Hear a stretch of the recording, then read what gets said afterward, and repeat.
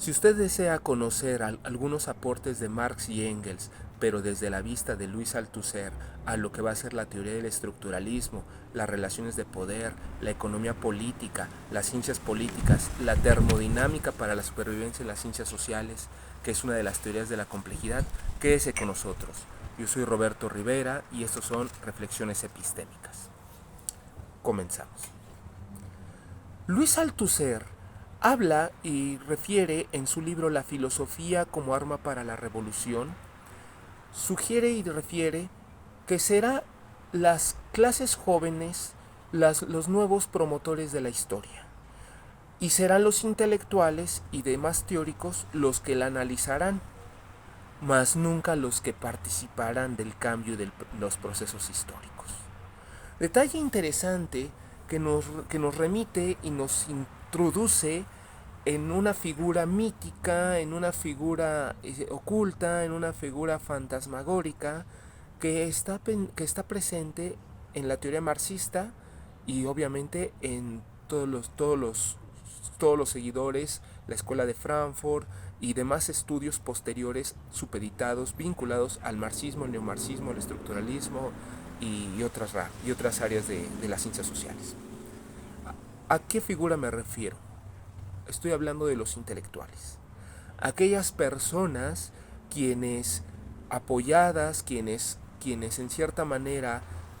vinculadas con la clase pudiente, con la clase dominante, con la clase burguesa, quienes viven de la clase burguesa, quienes se asocian, quienes conviven, quienes disfrutan de los beneficios de la clase burguesa desde el siglo XVIII, como ya nos lo había pintado en algún momento Kant,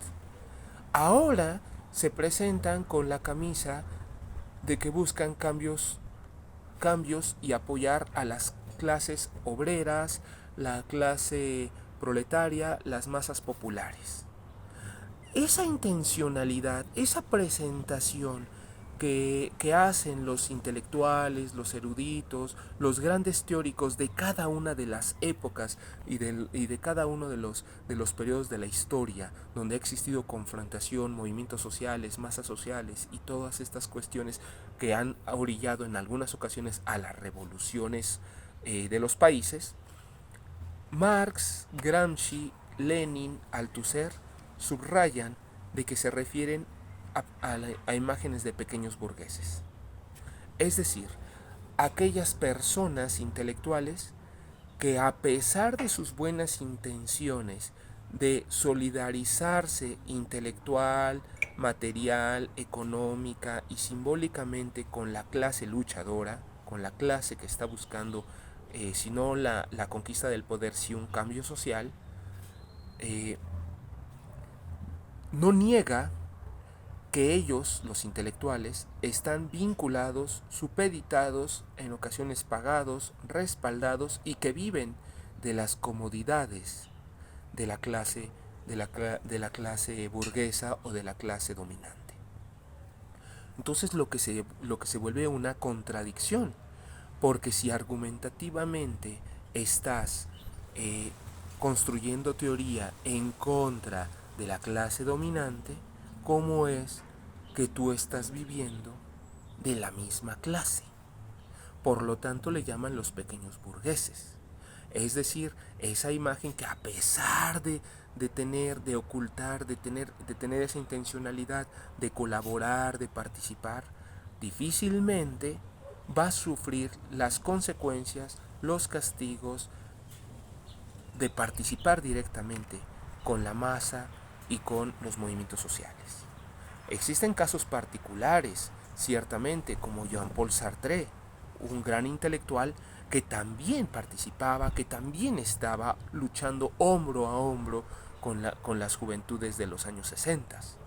Existen otros casos donde simplemente los intelectuales escriben a favor de los cambios sociales, escriben a favor de la lucha obrera, de la lucha estudiantil, de la lucha campesina, pero realmente lo que escriben está supeditado, está orientado y está vinculado a los discursos hegemónicos tanto del Estado como de las clases dominantes. En ese sentido, Althusser que retoma y que analiza las obras marxistas, no duda en manifestar y en subrayar que Marx fundamenta lo que va a ser el materialismo histórico como la parte de la parte teórica de su propuesta, y el materialismo dialéctico como el método que requiere su propia propuesta. Es decir, el materialismo histórico va a aludir a toda esa historia de larga duración que presenta, que nos va señalando esos momentos, esos altibajos que tiene la sociedad a partir de la lucha de clases, donde van a estarse debatiendo el Estado, los medios de producción y la clase obrera, donde los intelectuales van a tomar una fuerte carga, tienen una carga de responsabilidad, porque son los que supuestamente movilizan las ideas de la clase obrera. Pero en el materialismo dialéctico nos va a hablar de la necesidad de la construcción de los intelectuales que hayan nacido no del seno de la clase burguesa, no del seno de la clase pequeño burguesa, sino de la misma clase obrera. He ahí el reto, he ahí el desafío que coinciden Marx, Gramsci, Althusser, Engels, donde es más que necesario que los intelectuales surjan del seno de la clase luchadora, del seno de la clase beligerante, no desconociendo y no derrocando las buenas intenciones que puedan tener aquellos personajes que son eruditos, que son intelectuales, que provienen de una clase acomodada, de una clase dominante, y que se solidarizan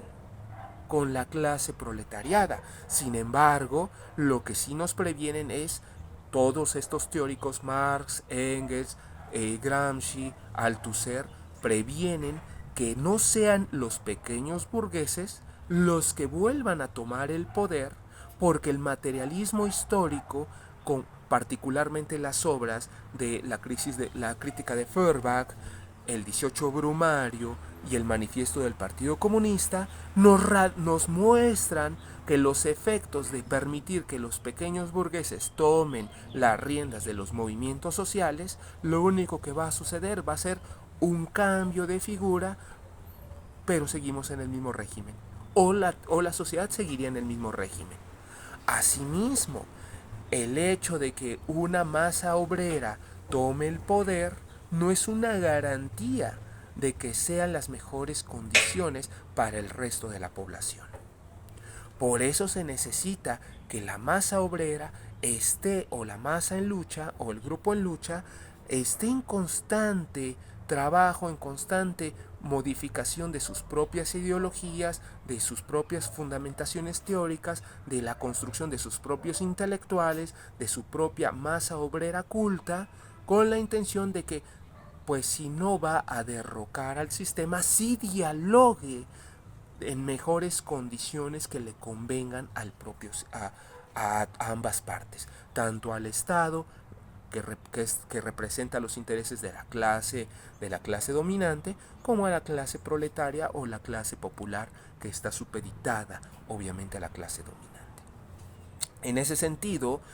Althusser no duda subrayar que Marx, a través de la propuesta del materialismo histórico junto con el materialismo dialéctico, formula lo que va a ser una ciencia nueva. Va a introducir el concepto de la historia en los estudios de las teorías de la complejidad.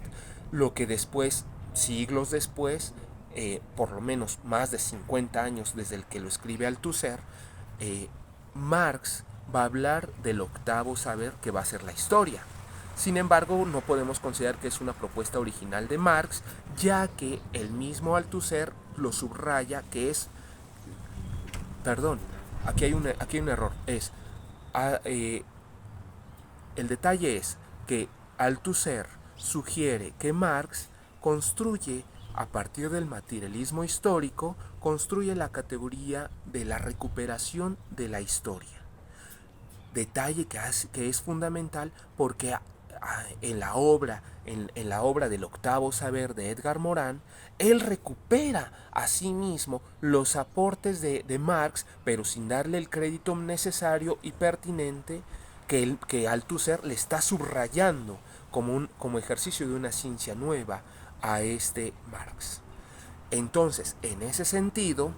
el que introduce el concepto de la historia en el análisis de los procesos sociales va a ser Marx, tradición que la va a recuperar y que va a ser fundamental tanto para las obras de Hila Prigogine como para la termodinámica de los procesos de la supervivencia de los procesos en ciencias sociales, donde los fenómenos, al igual que el materialismo histórico, se tienen que ver como procesos de larga duración, donde existen bifurcaciones, avances y retrocesos que solamente son percibidos a través del análisis de momentos históricos concretos. En ese sentido,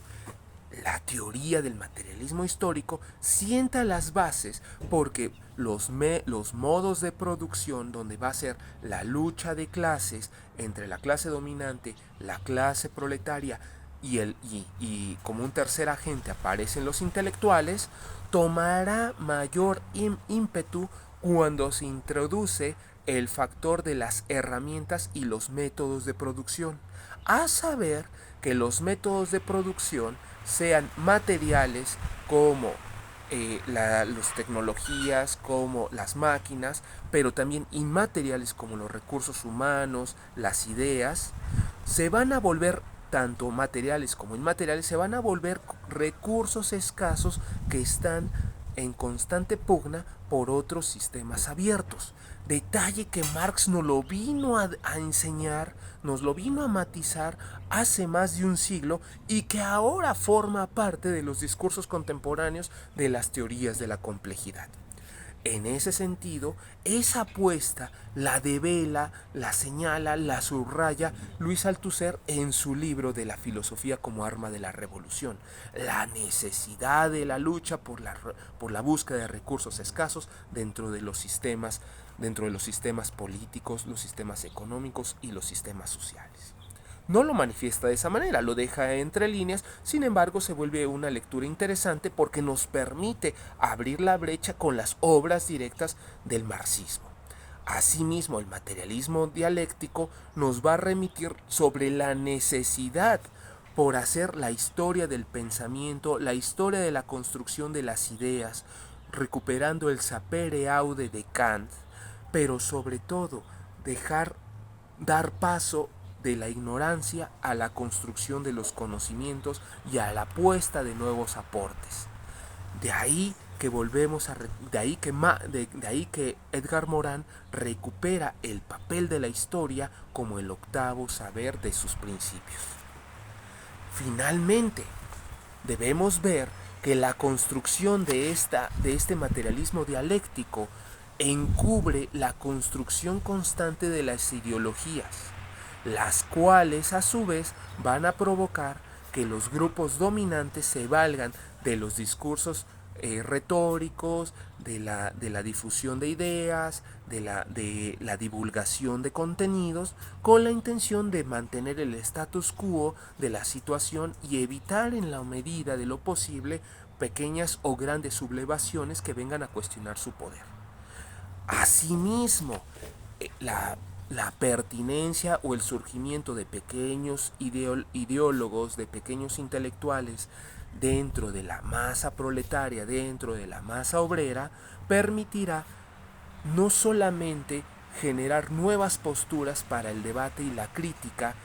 al sistema dominante, que a su vez será el motor que utilizarán los movimientos sociales para el reclamo de las mejoras de sus condiciones. Pero aquí hay un detalle. ¿En qué y nos permite plantear una pregunta? ¿En qué medida el Estado es el mismo que provoca, que promueve que existan movimientos sociales con la intención de que él sea el que termine señalando que su presencia, que su postura es más que necesaria para restablecer el orden frente al caos social que se está elaborando? Es decir, quien regula al Estado sin violentar la soberanía de los pueblos. Bueno, una vez dicho eso, no me queda más que invitar a la lectura de La filosofía como arma de la revolución de Luis Althusser, y termino con una frase que él mismo sugiere y que dice: sabemos que es necesaria en primer lugar una revolución para que el mundo de la sociedad cambie de base, pero después de la revolución es necesaria aún la lucha extremadamente larga y dura en lo político e ideológico para establecer, consolidar y hacer triunfar la nueva sociedad. Lo mismo sucede en el mundo del pensamiento. Después de una revolución teórica es necesaria aún una lucha extremadamente larga y dura en lo teórico e ideológico para establecer, hacer reconocer y triunfar el nuevo pensamiento, especialmente si se trata de un pensamiento que funda una nueva ideología y una nueva práctica política. Los invito a la lectura de este libro, La filosofía como arma de la revolución de Luis Althusser, y nos vemos en nuestra próxima videocápsula. Les mando un muy cordial saludo y muchas gracias a todas y a todos por su atención.